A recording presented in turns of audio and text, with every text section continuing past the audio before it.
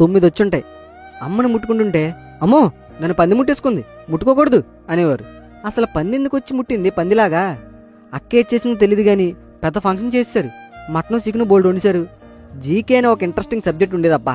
Quiz పోటీల కోసం దెబ్బ 10 ఏళ్ళు. బట్టి పెట్టడం బాగానే నడుస్తున్న వయసు.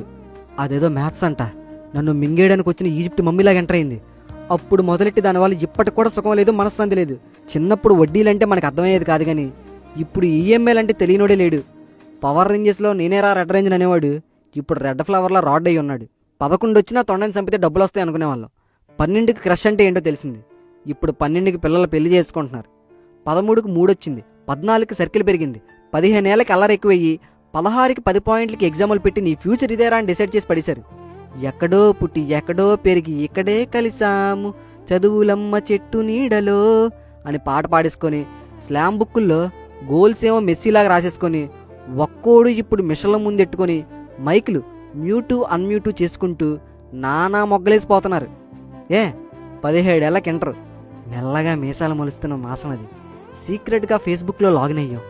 ఏంజల్ ప్రియాకి రిక్వెస్ట్ వెళ్ళాయి. Hi please reply.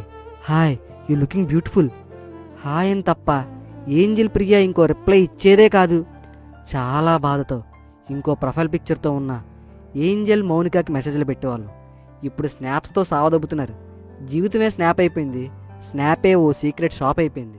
అప్పుడు బంధువుల వల్ల సెలవులని ఆనందంగానే అన్న తమ్ముళ్ళ ఉండే Andhra Telangana విడదీశారు.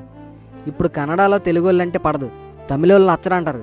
North India south India ముక్కలు చేసి 3 రంగుల జెండాని 3 ముక్కలు ఆట చేశారు. సీరియస్ టోన్ అయిపోతుంది కదా.